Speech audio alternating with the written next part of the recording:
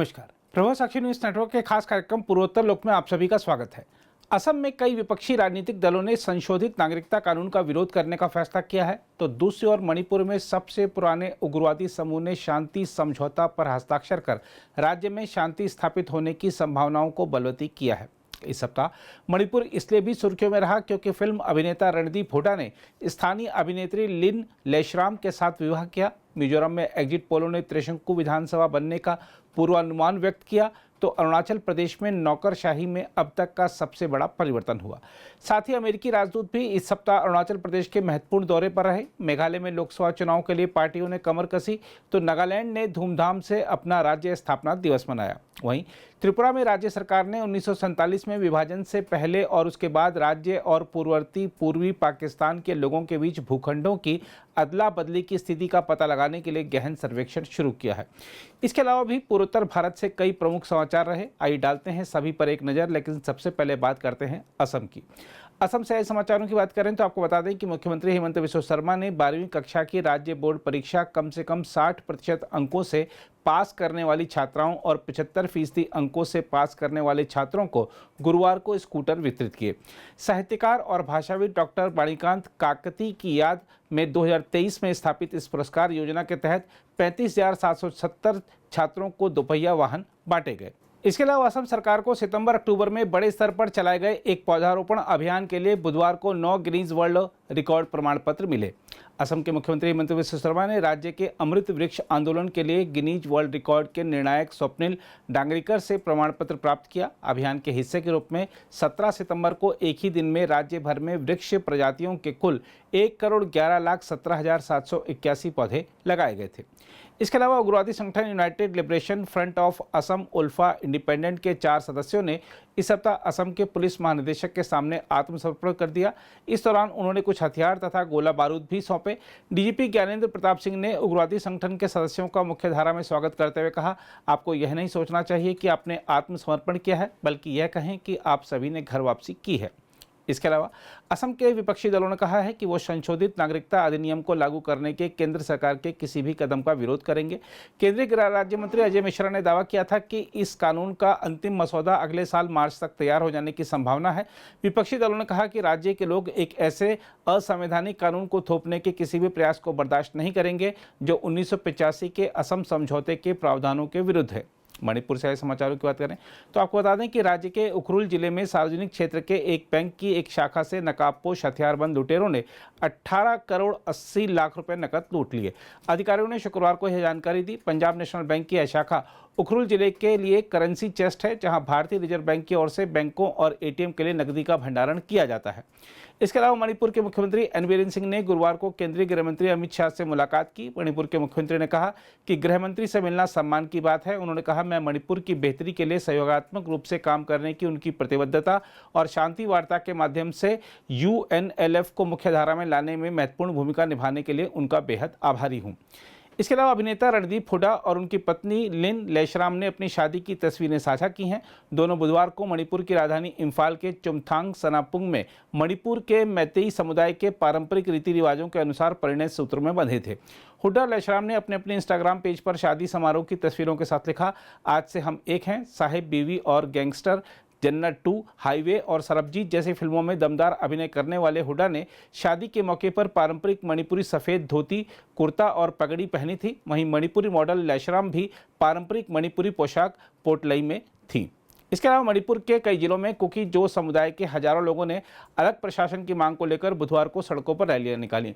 चोराचांदपुर में कुकी जो समुदाय के संगठन जो यूनाइटेड के तत्वावधान में आंदोलनकारियों ने लमका पब्लिक ग्राउंड से उपायुक्त कार्यालय के पास वॉल ऑफ रिमेम्बरेंस तक 3 किलोमीटर लंबा मार्च निकाला। उन्होंने केंद्र से कुकी जो समुदाय के प्रभुत्व वाले राज्य के क्षेत्रों में एक अलग प्रशासन स्थापित करने की प्रक्रिया में तेजी लाने का आग्रह भी किया।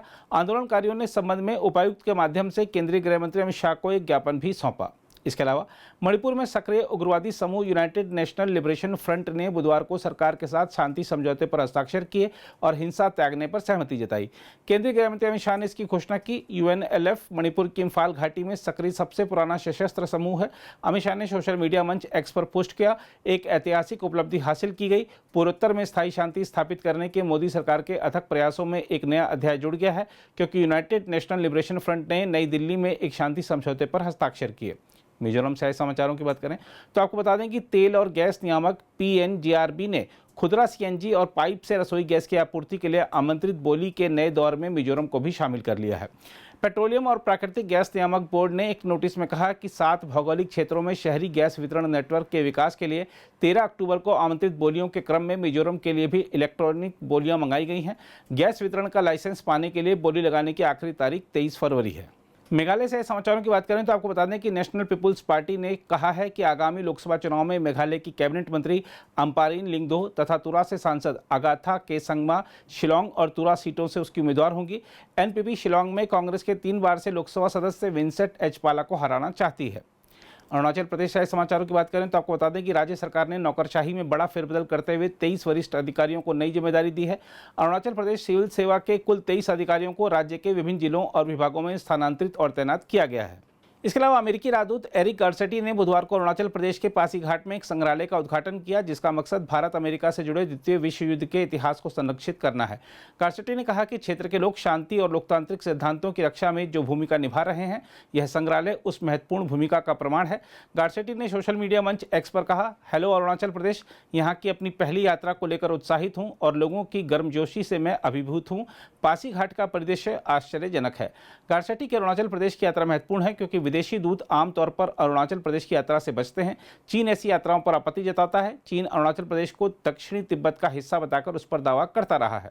त्रिपुरा से समाचारों की बात करें तो आपको बता दें कि बीजेपी की त्रिपुरा इकाई ने गुरुवार को अपने पूर्व विधायक अरुण चंद्र भौमिक को पार्टी विरोधी गतिविधियों में कथित संलिप्तता के लिए 6 साल के लिए पार्टी से निष्कासित कर दिया है।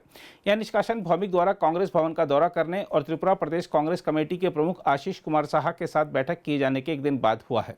इसके अलावा पूर्वोत्तर राज्य त्रिपुरा में आत्मसमर्पण कर चुके उग्रवादियों के संगठन the Tripura United Indigenous Peoples Council ने मुख्य धारा में लौटने वाले लोगों के लिए उचित पुनर्वास के लिए 500 करोड़ रुपए के विशेष केंद्रीय पैकेज की मांग की है। इसके अलावा त्रिपुरा सरकार ने 1947 में विभाजन से पहले और उसके बाद राज्य और पूर्ववर्ती पूर्वी पाकिस्तान के लोगों के बीच भूखंडों की अदला बदली की स्थिति का पता लगाने के लिए गहन सर्वेक्षण शुरू किया है। एक अधिकारी ने यह जानकारी दी। अंतर्राष्ट्रीय सीमा के दोनों और बड़ी संख्या में लोगों ने इस अवधि में परस्पर संपत्तियों का आदान प्रदान किया था। यह अदला बदली मुख्य रूप से भारत आना चाह रहे हिंदुओं और पाकिस्तान में बसना चाह रहे मुसलमानों के बीच हुई थी। भूमि के आदान प्रदान के बाद त्रिपुरा आए इनमें से कई लोगों ने जागरूकता और प्रशासनिक ढांचे की कमी के कारण संपत्तियों का पंजीकरण नहीं कराया था। ऐसे कई भूखंड बेच भी दिए गए हैं। अधिकारी ने कहा, राज्य सरकार ने बदले गए भूखंडों की स्थिति का पता लगाने और गैर पंजीकृत भूखंडों की संख्या जानने के लिए सर्वेक्षण का आदेश दिया है। यह सर्वेक्षण शुरू हो गया है। गैर पंजीकृत भूखंडों की सूची तैयार होने पर राज्य सरकार इसे केंद्र को भेजेगी।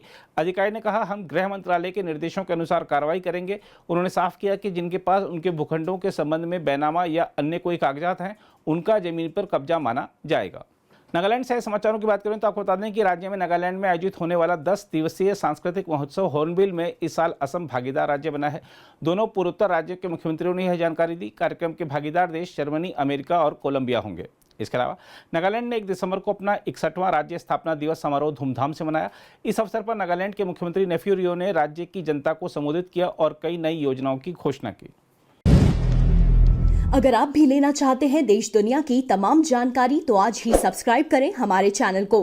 साथ ही नीचे दिए बेल आइकन को जरूर दबाएं ताकि हर अपडेट आप तक पहुंच सके।